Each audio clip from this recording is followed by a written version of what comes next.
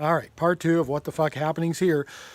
One of the other things that Gary was on my case about was coining this term D-factor, which was really just my way of shorthanding all of the processes and information that goes, that culminates in this human computer making its calculations, right? I didn't want to have to say the whole fucking thing every time, like your culture, your base personality, your character, nature, whatever you want to call it, maybe some DNA, stuff, all of the experiences you've ever had, the information that you've gleaned over your lifetime, and maybe even your mood at that time, all of the things that go into this calculus that then makes a choice, that makes a decision before you're even consciously aware of it. And I didn't want to have to fucking say that every time, so I called it the D-factor. So sorry for trying to just make things, what's that word? Oh, efficient.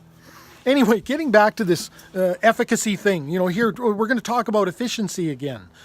Because again, just sort of re-encapsulating what I finished the last video, part one off with, is that you claim to be so smart. I mean, by default, right? Because if you're calling everybody fucking stupid and fucking assholes, you're obviously not those things, right? You're obviously the opposite of those things. And so to do, sort of the same thing over and over and over again and not gaining any real traction, not making any substantial impact on the world around you, you're even talking, I think, to the wrong people, probably. Birth rates in the West are already the lowest around. And not recognizing that and not thinking that maybe you're just feeding your ego here with all of this browbeating of everybody and that sort of thing is kind of weak. And actually, I would say if you're not feeding the cause adequately, I think, based on my free will version of the world, that's kind of immoral, that you're kind of an asshole, that you're kind of stupid. And I don't really mean that, but by the same token, it's not consistent. It's not consistent with the claim of having a superior computer. And if you're going to say you're not claiming that, I call bullshit, because you keep telling everybody how you've figured this out for such a long time and nobody else gets it. I thought it was interesting too. There's another video title that just popped up on my feed just before I started making this video, suggested video from Inmendum, that said, some people are too stupid to know they're too stupid. Are they malicious? I mean, you're stuck. You're vacillating between free will and determinism, sort of when it suits you. Like, you want to get mad at people and make these moral charges at people when it suits you, because you want to be able to wag the finger. But then on the other hand, you want to go back to this, well, you're just a robot, you're just a program. These are just mechanical processes. And I'm not sure what it is, because Gary is a rare atheist like myself who believes in objective, what do you want to call it? Moral values, objective virtues, that there is an objective thing such as harm and suffering, right? That these are objectively verifiable and these really exist in the real world. And they're not subjective in terms of, another person can't really say that whether another sentient creature is or isn't suffering, right? Like if that suffering is happening, it's happening whether you acknowledge it or not, sort of thing. And yet, by the same token, like most secularists decry objective morality, because I think that they think that it somehow means that it has to have, objective morality has to come from a rule maker, a morality giver, right? God, in other words. And so they don't like the idea of objective morality. A Fish Head Salad, I think, commented on my video and said something about immoral is just something that doesn't match what a person's internal concept of moral is.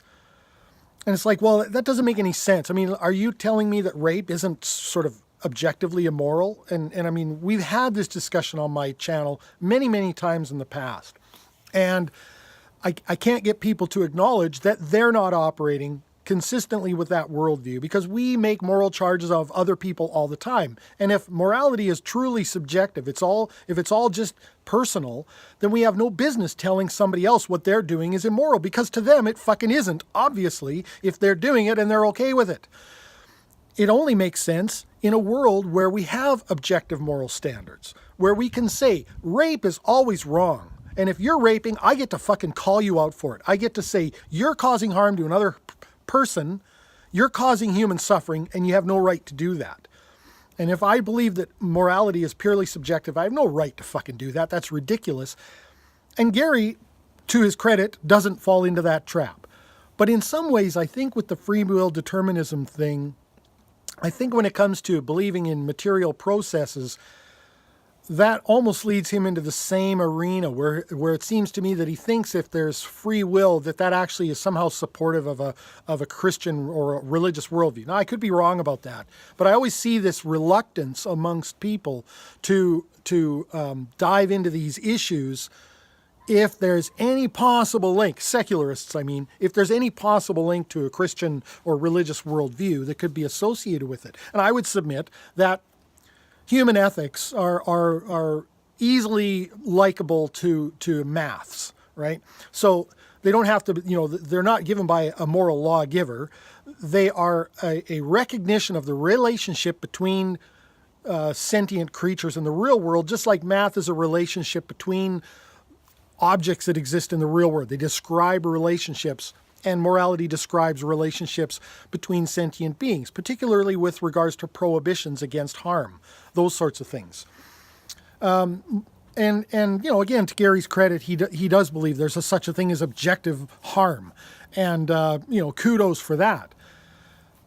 But he seems to vacillate between free will and determinism. I mean, to the point where he's even giving a computer a little bit of free will, to where it gets to say, well, no, I don't really feel like doing that. I feel like, because I just feel like it.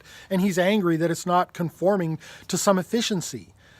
When he himself is not conforming to any kind of efficiency whatsoever, because again, he's just this guy flailing around, right? And he hasn't recognized that his approach is shit, that he ought to appeal to people's compassion. And you don't appeal to people's compassion by calling them assholes, because what happens? Well, what happens when you call somebody asshole is they get their defenses up.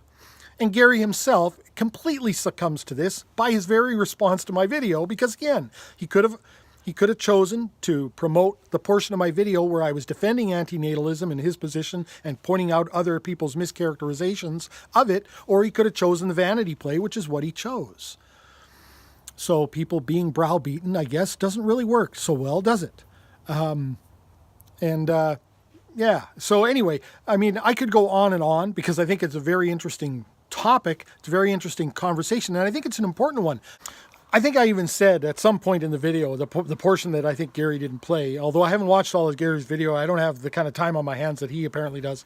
I think I even said somewhere in there that I think that the antinatalists bring up very important points regarding the suffering of sentient life that most people don't often discuss. And I think these have real ramifications for what may come in the future, what we may do to attempt to mitigate suffering. Because you're not gonna stop people from, you're not, unless you become some kind of mad scientist and you figure out how to hurl the earth into the sun or something. You're just not going to stop this. And I think it's actually fucking stupid to think that you're going to. It's just not going to happen. So, but there are real things that can be done. I've heard people talk about synthetic meat, and I've heard people talk about other things. I actually find it hard to believe that human beings, at least in the West, in any kind of an enlightened arena, will actually be eating meat in 500 years or something like that. I think it's probably unlikely.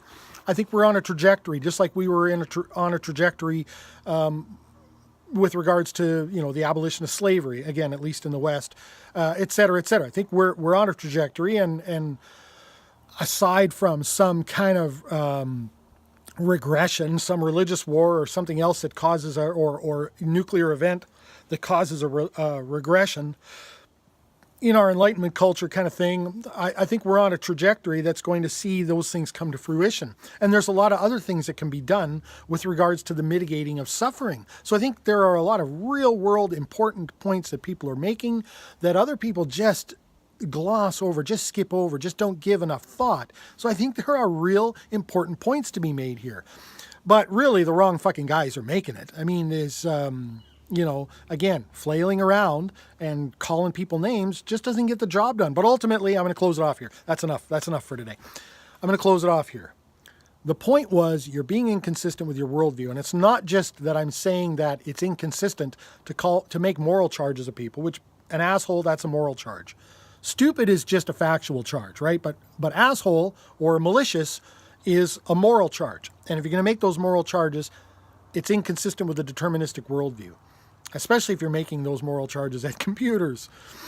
You know, if you have a robot that's programmed to rape, you don't get mad at the robot. It can do nothing else. And again, this is your human analog, so don't get mad at me. Change your fucking analog if you don't like it.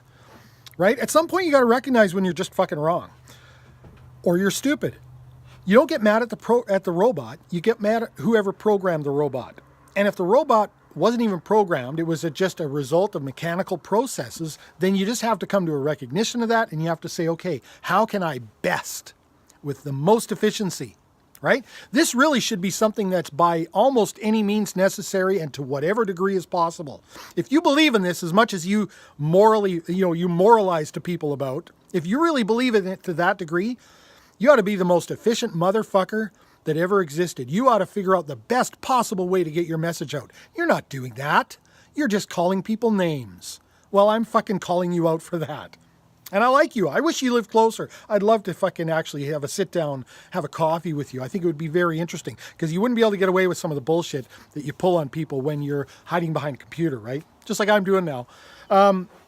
You don't fucking lecture the robot. You try to intervene in the programming. You don't make a moral charge at the robot and again, this is even worse because this robot doesn't even have a programmer that you can get mad at. This is just chance, right? This is just how it happened, right? Too bad you don't live closer. But anyway, to anyone who's made it this far, to Gary, to everybody else, thanks for watching. Let me know what you think. Yeah, somebody had said on my video, somebody had commented, "Oh no, you didn't." I knew what I was getting myself into. And I knew that I was going to get one of these kind of videos from Gary. And it's kind of funny because he seemed to like me when he thought I was an Italian guy.